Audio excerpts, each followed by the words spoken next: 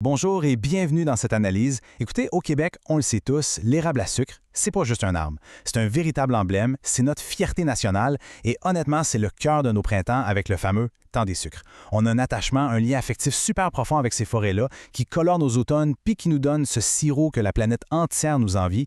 Mais en arrière-plan de cette belle image idyllique, il y a un drame silencieux qui se joue directement dans nos sous-bois.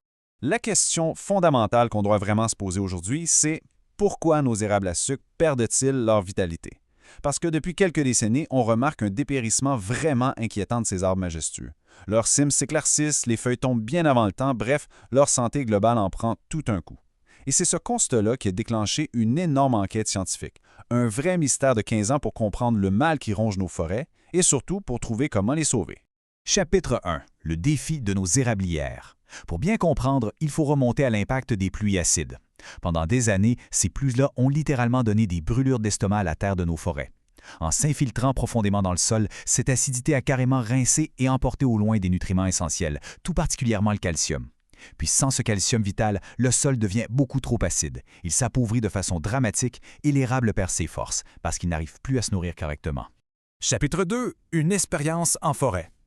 Alors, pour trouver une solution, des chercheurs sont allés directement sur le terrain, dans la forêt expérimentale de Duchesnay, tout près de la ville de Québec.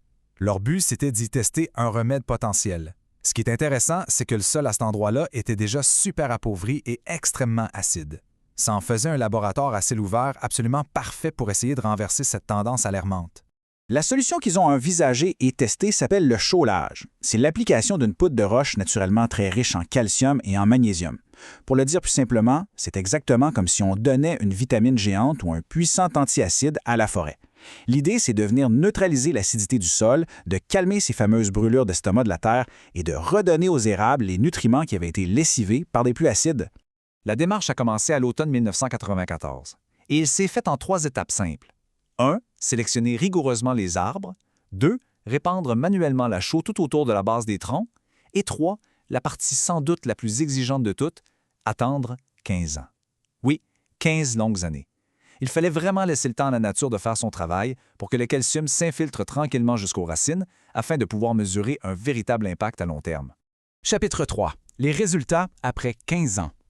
Donc, après toute cette attente d'une décennie et demie, nos scientifiques sont retournés dans la forêt de Duchesnay pour évaluer comment allaient les arbres.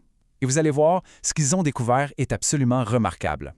On a d'abord regardé les arbres témoins, ceux qu'on avait laissés sans aucun traitement, et on a observé un chiffre frappant de 39 %. Qu'est-ce que cela signifie concrètement? Ça veut dire que près de 40 % du feuillage constituant la cime de ces érables-là était mort ou gravement dégarni. C'est une perte sévère. La santé de l'arbre s'effondrait complètement sous le poids de cette acidité constante dans le sol. En contraste total, si on regarde les arbres qui ont reçu la dose optimale de chaux, le dépérissement chute drastiquement pour atteindre seulement 1 à 3 %. Qu'est-ce que cela signifie concrètement? Ça nous dresse le portrait d'arbres vibrants et super vigoureux, avec un feuillage dense et des cimes complètement restaurées. L'antiacide forestier a fonctionné à merveille. Ça a stoppé net le déclin qui affaiblissait les autres arbres. Et le plus beau, c'est que cette guérison phénoménale ne s'est pas juste vue sur les feuilles, on a aussi noté une croissance du tronc presque doublée. Chez les érables traités, ce qu'on appelle la surface terrière, c'est-à-dire l'élargissement réel du tronc avec le temps, était pratiquement 2 fois supérieur à celle des arbres laissés sans chaux. Donc l'érable ne fait pas juste survivre, il se remet à grandir avec force et à fabriquer du bois tout neuf.